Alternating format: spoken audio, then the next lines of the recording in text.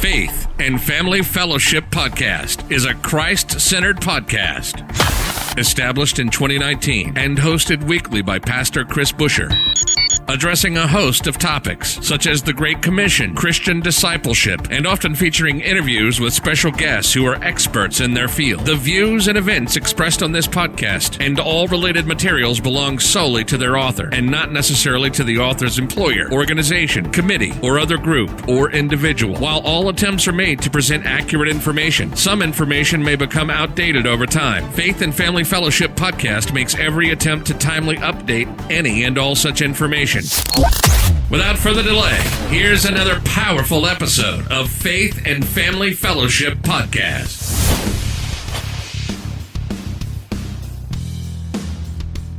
Welcome back to another episode of Faith and Family Fellowship Podcast. Once again, my name is Dallas. We have another amazing author and guest joining us today, KP Harrington. Kevin, such a pleasure to have you. How are you?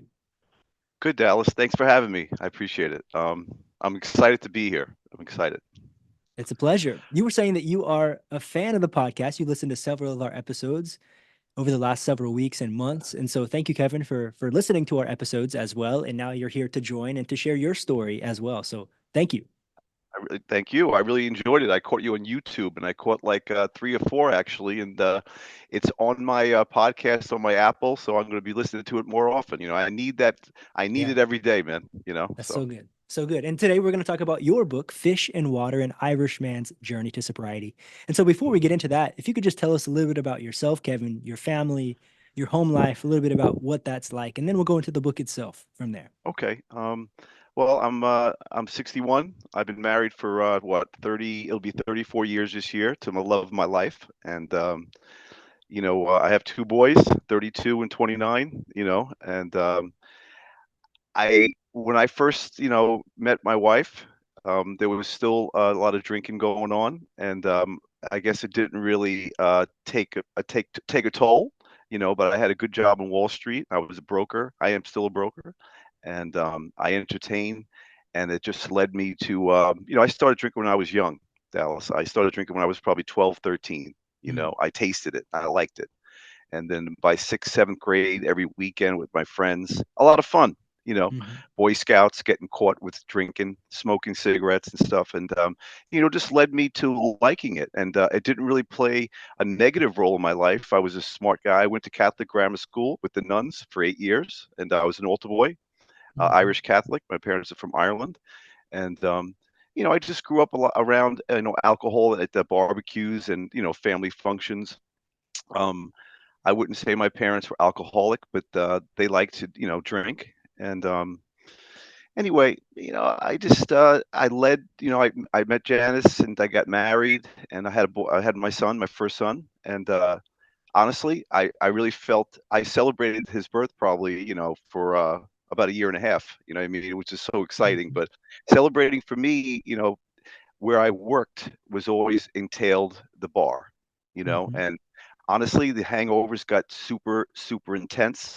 And then I would have to wake up and go to work at 5:36 in the morning to trade currencies. And I remember the first day that I turned around and took that morning drink.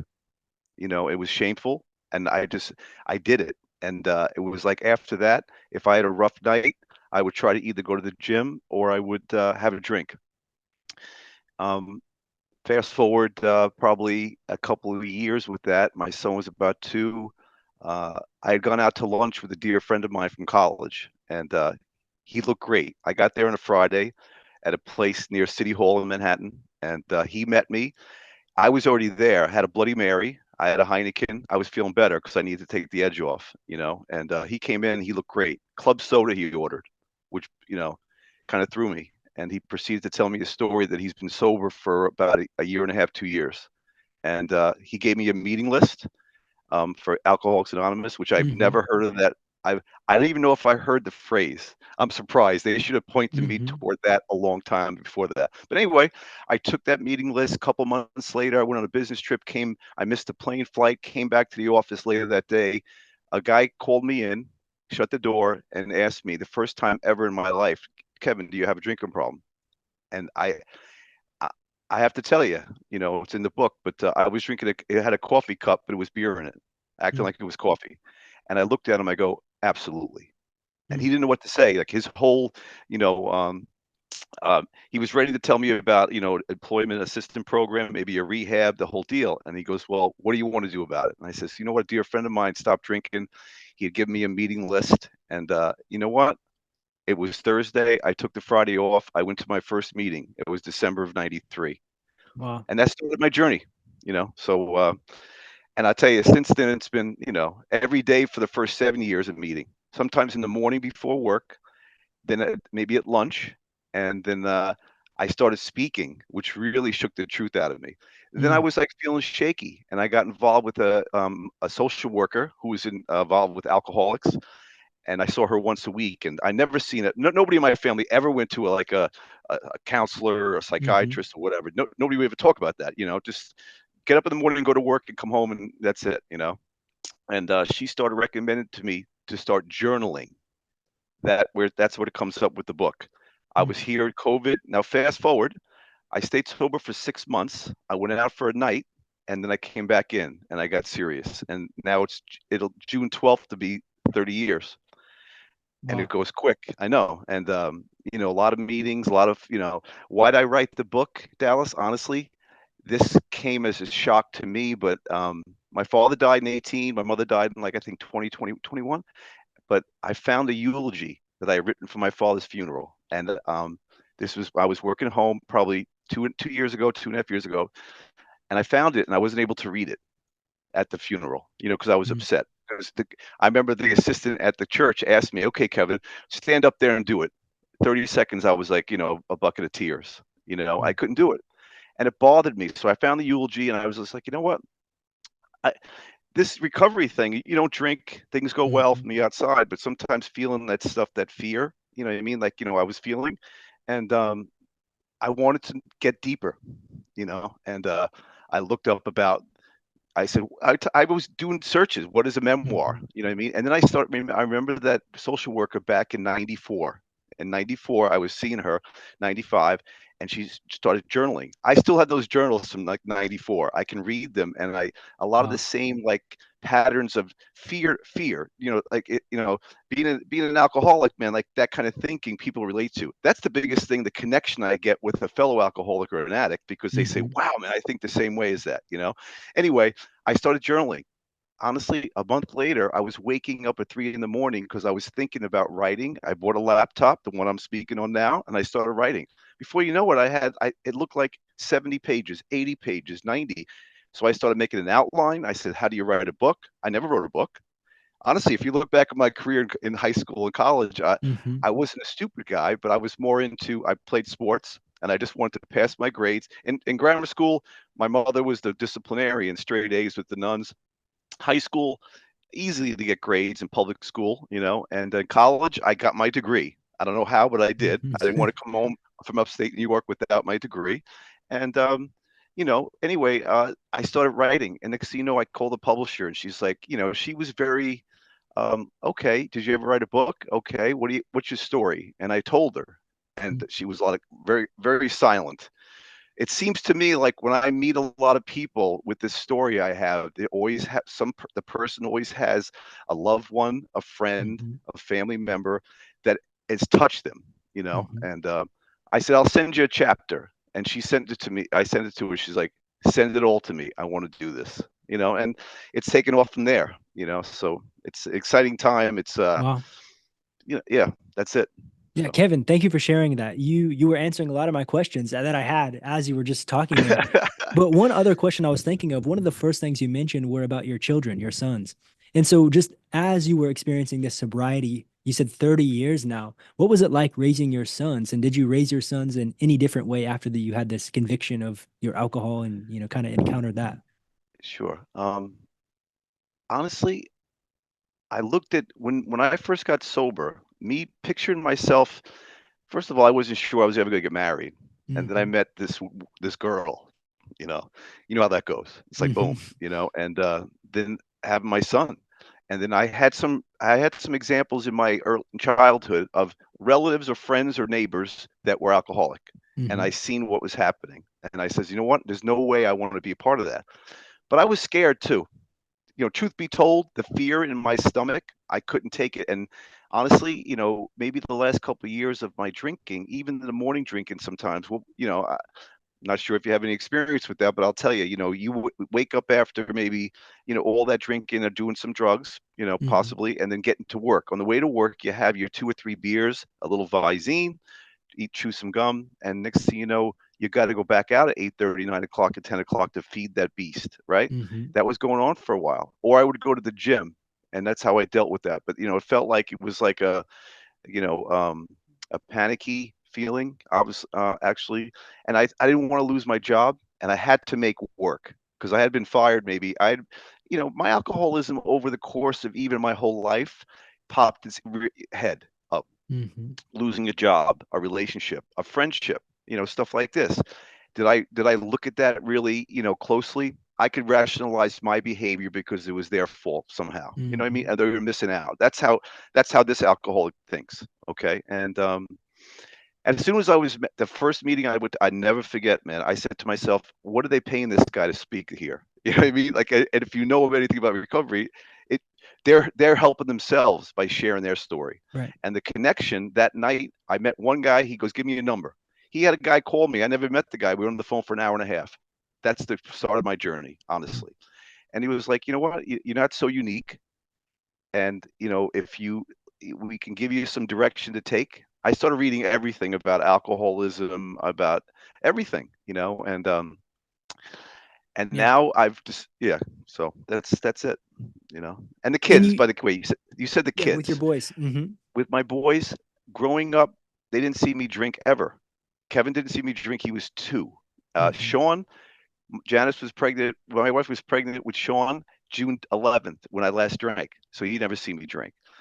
And, they have their own journey, and that's another story, you know what I mean? But I tried to raise my boys. I was involved with everything from Mm-hmm. schoolwork to coaching, to, working hard, saving money, going to college, the whole deal, and Mm-hmm. trying to be no temper. I grew up in a different situation, reaction. It's a lot of Mm-hmm. reaction, and I'm still working on that today, Yeah. honestly. Mm-hmm. Praying every morning. I mean, I have 3 or 4 books that I read every morning. I try to. I can read the same page 8 times and I don't know what it said because my head's somewhere else. Uh-huh. You know that feeling. Yeah. But having said that, when I say stuff like that to people, I see you going like this because you know Mm-hmm. what? This is important. Mm-hmm. Patience, love, tolerance, forgiveness, kindness. The kinder I am to people, for some reason, days come along. And this ain't me talking. This is kind of like I hear from people, but I was an Irish Catholic. I said my 3 prayers at night growing up as Mm-hmm. soon as I was able to do it with my brothers and sisters. Our Father, Hail Mary, Act of Contrition. I got all the sacraments. Mm-hmm. I love going to church. The best thing I've ever heard. Religion's for people who don't want to go to hell. Mm-hmm. Spirituality is for people who've been to hell. Mm. And I felt like when I came back, it's an action. Every day has to be an action. It just can't be like, okay, come upon me. Right. I told my fault, so that's the way I look at it. Yeah. Yeah. And I think that makes sense. We have to do something with what we learned, right? That's insanity, expecting different results, but doing the same thing over and over, right? That's Absolutely. literally insanity. You're listening to the Faith and Family Fellowship Podcast. We'll be right back after this quick word from our sponsors.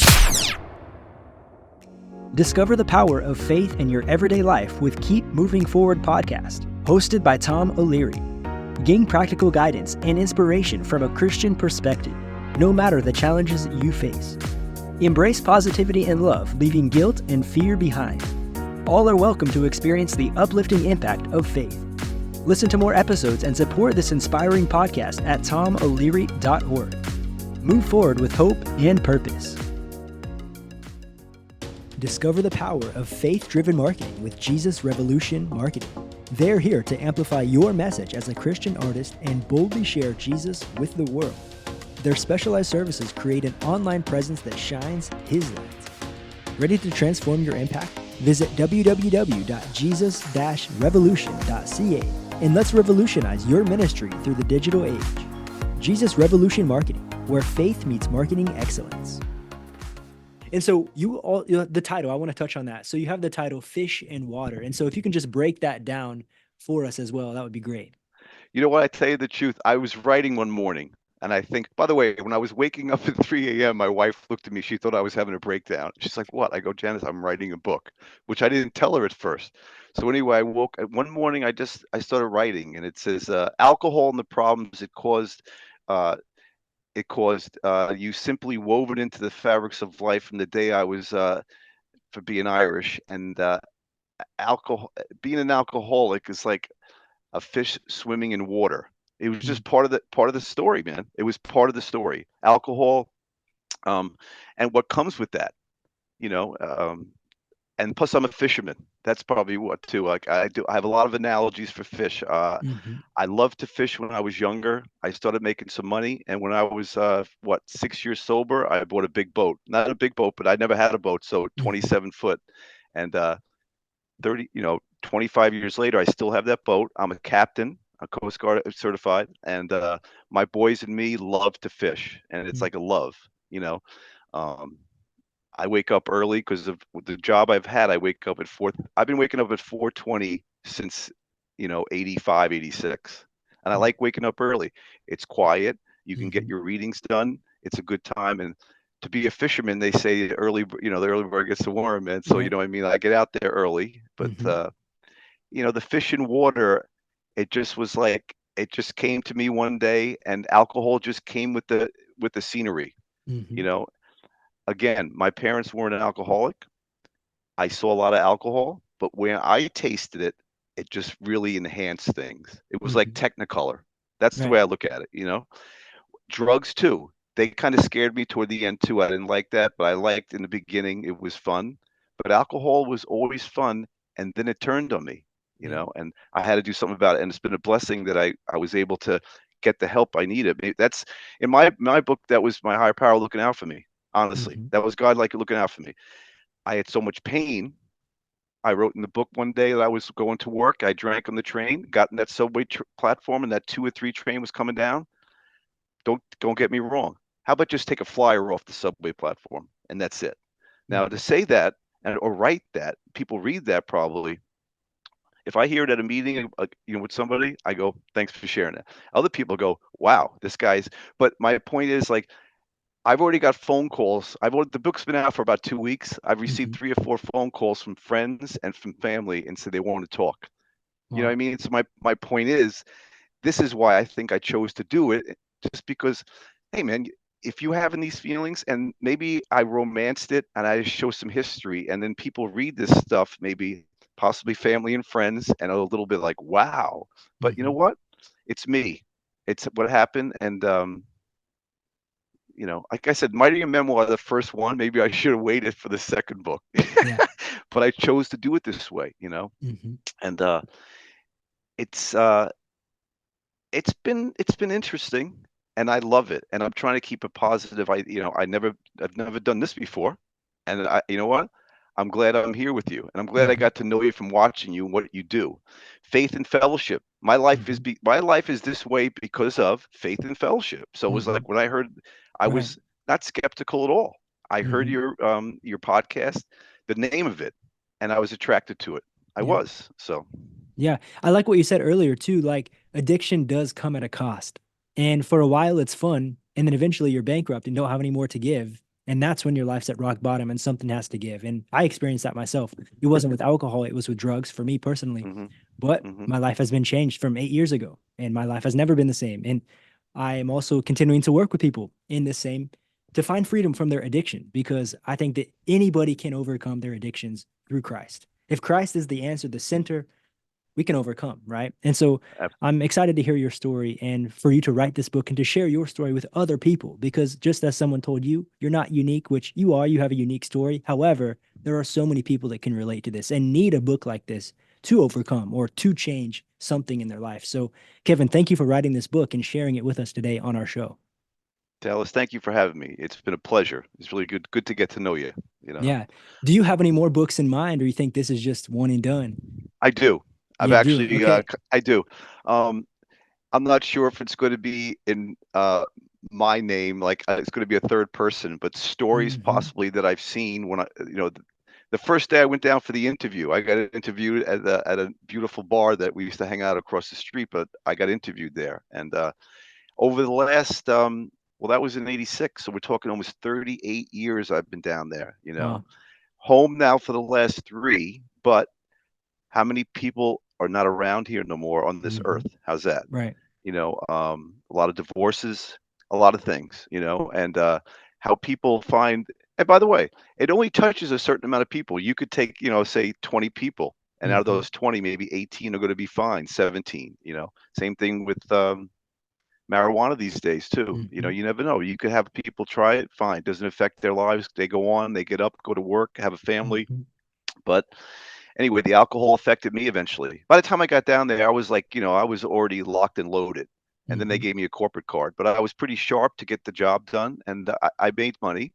And then being in recovery was probably the best thing for business that ever happened to me, because I hooked up with people that would, instead of going to the bar, we go to the gym, then go out for a nice meal. And guess what? When you're not drinking, you get home by 10 o'clock. You can get up in the morning, get to work, and perform a great, day's work, and there's been so many pluses. This experience writing a book has kind of opened up a can of worm. Like, my stomach has been like a little bit churned up because of the stuff that people are either texting me, talking to me about. Then I haven't spoken to all my family members, and now I'm probably overthinking certain things about anything. But honestly, the memoir I did for a reason, and if I didn't sell another book, I would look at it as being like, the people I've already talked to over the last 2 weeks, I feel worth it, and I really believe that, because as you know, that one person's life, man, that's special, and they gave it to me. Maybe somebody showed you what to do. You go through Christ. My 2 words every day, my first 2 words when I wake up is thank you. They are, and then I say please, because I need more help. Right. Just because I'm sober doesn't mean I can't be a better father, a better husband, a better commuter, a better driving around town. Say hello to people, be nice, get your head up. It's always not about me. And these are things I've learned through other people. I'm so self-centered. I'm not much, but I'm all I think about. Somebody said that one time, because I'm always thinking about me, me, me, me, me. And that's the and I want. culture, and that's so normal nowadays, right? I And know. so when we It's can incredible. serve other people, I mean, you're going to be somebody different on the street every day, right? Why did you do that? You're not going to get anything from holding the door open for me. Why did you do that? And it starts a conversation. And so that's great, Kevin. I have one more question for you. What would you say to those listeners today who may be listening and maybe who have maybe this problem that nobody knows about, or maybe they have a problem that everyone knows about? What would be your advice for those people listening today? Reach out to somebody. Don't be afraid to reach out. There's a lot of different ways. I know people who don't drink no more, and they don't even attend no recovery meetings or whatever. And God bless them. That's not for me. It's but I would say there's so many avenues. You can call go to your doctor, get a physical, say, you know what, I think my drinking, and then do some research. And unfortunately, sometimes people try to control it. That's the biggest thing I think people try to do. If I was drinking, 9 beers or 6 drinks, maybe I'll take it to 2. That just wasn't me. But I would say reach out to somebody. There's plenty of help and support. There's actually millions of people, as you probably know, that really want to help, and but you're right, the stigma of not, drinking or not even getting high these days. I live in New York State. I'm not sure about what's happening down in Brazil. You're in Brazil, right? I just moved back to the States last week, so yeah, Oh gosh, I'm kind welcome of back, having man. this. I'm back, Yeah. but it's interesting. Wow. Yeah. But honestly, I have to tell you, Dallas, I have a big problem now with this marijuana in New York is legal. I was down in South Carolina in my house. I didn't smell it once in 9 days, 8 days. Back here, I went out before to get something for the computer so I can talk to you and put you on the Ethernet, right? I needed an adapter. I smell pot twice. So what I'm saying is it's out there, marijuana. There's drinking going on, drugs, and it's scary with the drug situation now. You could buy something that in the old days you could buy something, and now it's laced with what, and people are dying left and right. Right. And then people, I just read a couple of stories. It just makes me sad. Sometimes I read these stories and it affects me, saying, I would have helped that guy. Why, it's too bad that he didn't reach out. But they also too, you have to realize you have a problem, right? And then you got to be able to say, I need help. and accept the help. And then once you're shown a pathway, there's that you got to do some work. Right. You know, look what you're doing. You know, and that comes from by myself sometimes. The most important part of the day is the quiet time in the morning for me, the prayer, the meditation, the reminders. I'm sitting here right here, and I have this board over here with all these Post-its. You know what I mean? And I have awareness, surrender, pain is inevitable, suffering is optional, a gratitude list every day. These are things I wish I could take credit for and put a copyright on. These are things that was passed down to me. So why not pass it down to somebody else? Right. Maybe the way I wrote the book was all the down and dirty in the beginning of what I did when I was younger.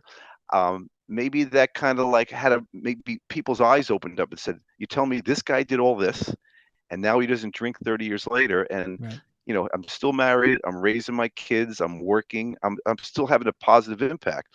But now I think it's another layer I peeled off by writing the memoir, because I want to maybe, hey, do something different. You know, what you do for a living, I'm interested, honestly, you know, because I think there's people out there doing this. I listen to 3 or 4 sober podcasts, and they've helped me. I'll be out in the backyard raking leaves. I'll be on the boat fishing, and I'll listen to it. And they talk about one thing going, yeah, you know what? That's right.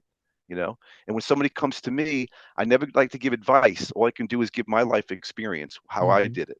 I don't preach. I don't point. I go, listen, this is what I did. And, you know, keep searching, man. Search for help. And, you know, it's a lot of stuff's within, you know, and, I'm not really good at that, I don't think. You know, I'm from the West. We're from the United States. You know, Western minds, like, you know, I read a lot of books about the Eastern religions, like you really be able to meditate. Meditation for me is like about 18.3 seconds. You know what I mean? Now I'm thinking about what time's the high tide.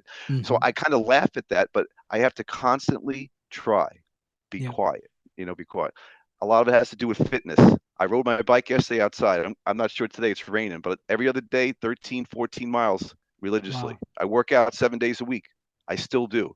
And that's what I do. And that, honestly, the working out for me kind of gets me breathing. My diaphragm goes and my heart opens up, and the world gets a little bit bigger, and my problems don't seem as big, you know, because I think deep down, my problems I want to get to, they want to get me in a corner, get me angry, get me pissed, but eventually what? Get me drunk. Right. That's my point. So yeah, you know. I want to say one more. I have a statistic actually that I saw a few days ago. I want to read that for our audience, but then I'm going to point our audience to your book for the reason of the statistic. So I saw the other day that every single day in the United States, 190 drug addicts and alcoholics die of their addiction every day. 190. That's the size of a 737 airplane. Could you imagine if every single day in America, a 737 fell out of the sky and killed 190 people? But because they're drug addicts and alcoholics, we seem to kind of put that under the rug, right? But it's a problem. It's a growing problem in the US and around the world as well. And so this is the need to read this book, Fish and Water, an Irishman's Journey to Sobriety, because we all need to overcome some type of addiction in our life. Maybe it's not drugs, maybe it's not alcohol, but maybe it's something else. And so we can all have this time and learn the things that you're teaching us in your book. So Kevin, I want to thank you for your time here today. One more time, your book is titled Fish and Water, an Irishman's Journey to Sobriety. Kevin, where can we find this book? It's available on Amazon for download, or you can buy a paperback or a hard copy. And I have a website, kpharrington.com. Okay, wonderful. So that will also be in the link in the description. So please check that out. And as we end here, Kevin, can I have you pray for our audience? That would be excellent. Absolutely. Heavenly Father, I pray for anyone listening or watching today who's struggling with an addiction or any other struggle in their lives, that they know they're not alone, and they come to you in faith and love and ask for help. Show me how I can be of service and help the next person that comes into my life. Help me to be a more patient and loving husband, father, brother, friend, or human being. In Jesus' name. Amen. Amen. You've just listened to the Faith and Family Fellowship podcast. with your host, Pastor Chris Busher. Faith and Family Fellowship podcast was recorded live in studio with final editing made before uploading. Subscribe today to Faith and Family Fellowship podcast on iTunes or Google Play. For more fantastic daily content, visit Pastor Chris Busher online via Facebook, YouTube, and Instagram. Don't miss the next episode on Faith and Family Fellowship podcast.